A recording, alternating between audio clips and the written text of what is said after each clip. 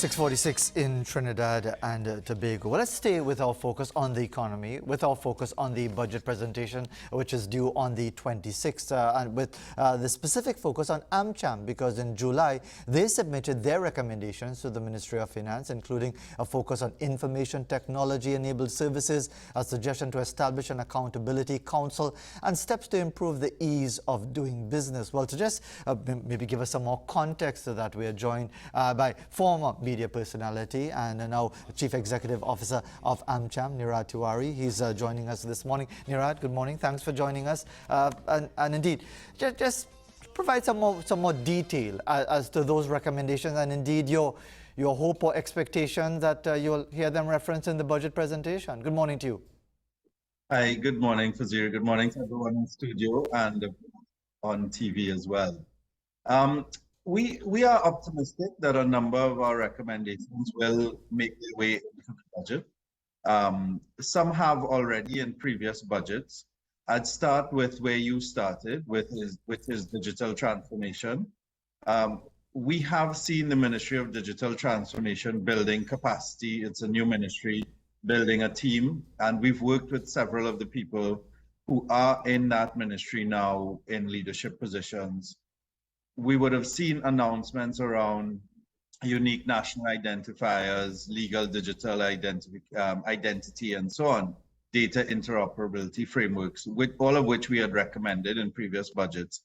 So what we're hoping is that this year will be a year of action and that we'd see some progress. I think the Minister of Digital Transformation spoke to that a couple of weeks ago, and where he explained that the ministry will be implementing some of these things as we go forward. So that's the first thing. We have asked for the Accountability Council. I'll be honest with you, we're not sure if that one will make it into the budget, but we think it will be a useful tool in that it's a council that looks, and you can call it whatever you want, but basically not dissimilar to what happens in Jamaica now.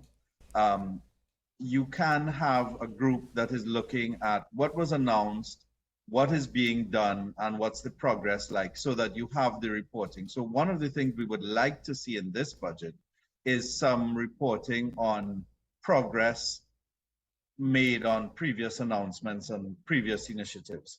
Another big thing for us is the National Statistical Institute, which is the evolution of the CSO and has been spoken about since the Manning cabinet, if I'm not mistaken.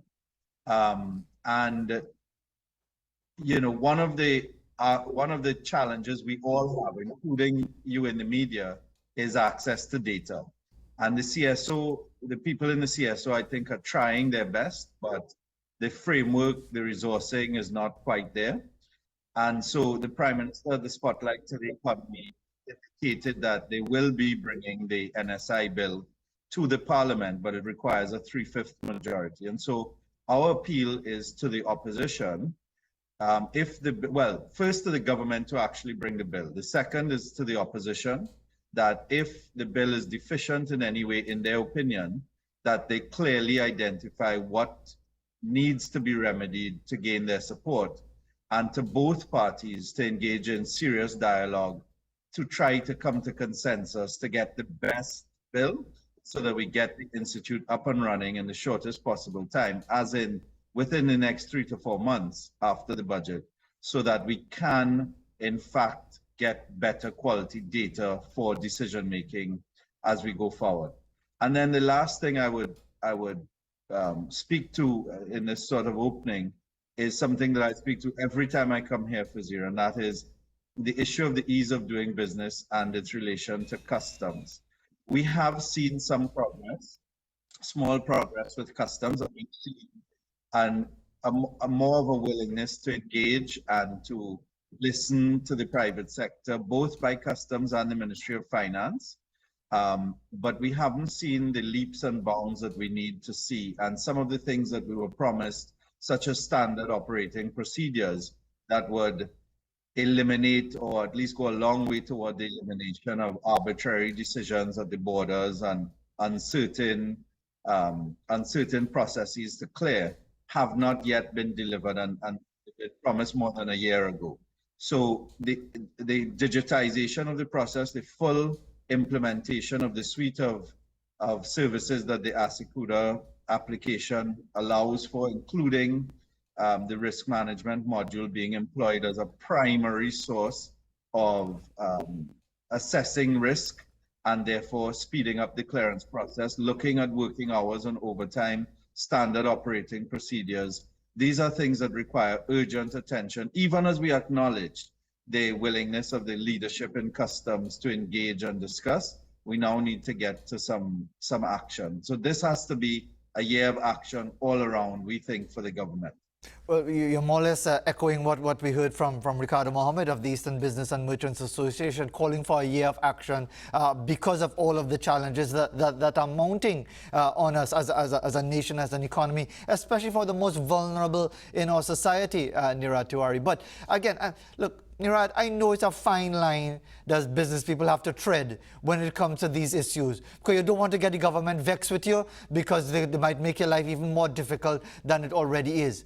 But at what point do you say, look, I mean, budget come, budget go, you say this, you say that, you say the other, we don't see it. So, at what point do you say, look, surely this is not just about businessmen making money, but it's about all of Trinidad and Tobago, or at least as many of Trinidad and Tobago who want to be part of a developing economy, to have the opportunity to improve their lives and livelihoods. Absolutely. So, as you mentioned, I come from a background in communication, and I would have taught communication as well along the way. And one of the things that is fundamental is understanding that communication is not a one-way process. So it's not just saying what you want to say or putting a message out, it's having it received. And I know many people get happy when they see strong statements, depending on their political persuasion or how they feel, strong statements for or against whoever's in government. But that's not necessarily going to change anything. So we have, over time and currently, even in what I said about a year of action and the things to which I pointed earlier, been very clear on the things that are of priority, and to some extent, the lack of progress around those things. But it doesn't get us anywhere as a country if we are telling the government, if we're attacking the government as opposed to trying to work with them to find solutions. And I'll be honest with you, in this last few months, this last year or so, we have found that there is a greater willingness, at the very least, to engage and to listen by the government. And so we're hopeful that that will translate into even more action as we go forward. And in the time that we have available, we have just about 6 minutes to the top of the hour. And clearly, AMCHAM being a business organization, there would be that focus on what we call so-called established mainstream business. But there's been so much emphasis, Nirad, on agriculture. So much in relation to that element of food security, which is coming into greater focus. I mean, even the issue of the banking sector and the requirements. I mean, Mia Motley spoke eloquently about it yesterday in talking about the realities that we face here in the Caribbean. What she basically said is discrimination by the United States. When we talk about the role of AMCHAM in those areas, like what can you do to promote a greater agriculture and food production? Does that fall within the remit of AMCHAM at all? It could. It's not an area of focus for us at the moment, to be frank. But any business, so what we've been focused on is trying to contribute to a better enabling environment, and an enabling environment that will allow any business in any sector to have an easier road, which also, by the way, redounds to the benefit of what we often refer to as the ordinary citizen. But you and me, when we try to transact business, when we try to go about our lives as well. So what we do is when we engage with the US government the embassy here in particular, as well as other arms, as well as our government, to try to do things that will create a more effective business environment. And we we do identify gaps, and in identifying those gaps, try to work with the relevant agencies to solve them. So for example, yesterday we had a conversation with some consultants working with the Exim Bank on an export guarantee facility, potentially.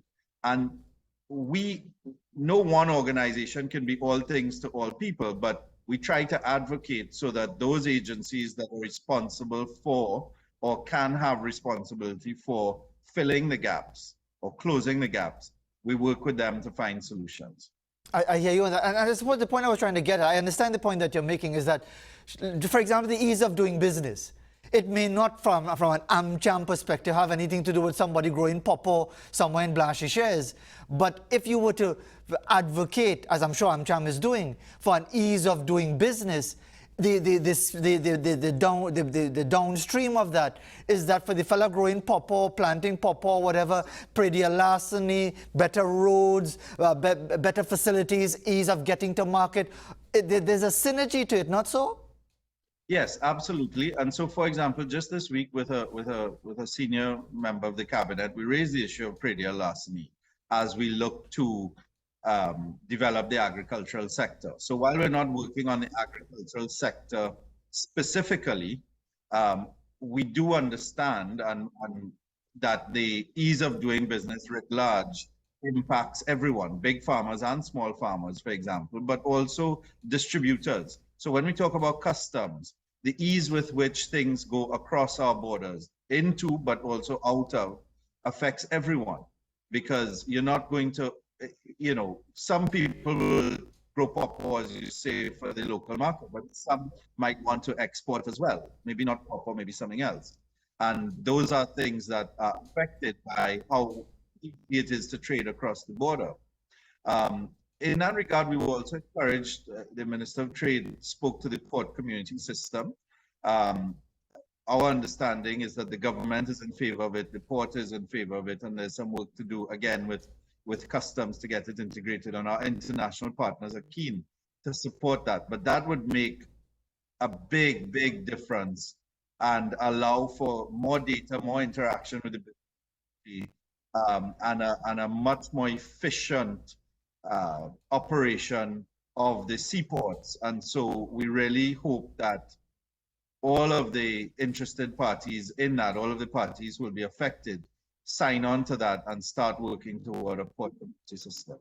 Neeraj Tiwari, want to thank you very much indeed for taking the time. I know there are a lot of issues on the table, but certainly so many expectations are placed on a budget presentation. We'll see how things turn out. We thank you very much indeed for taking the time to be with us. Thanks for having me.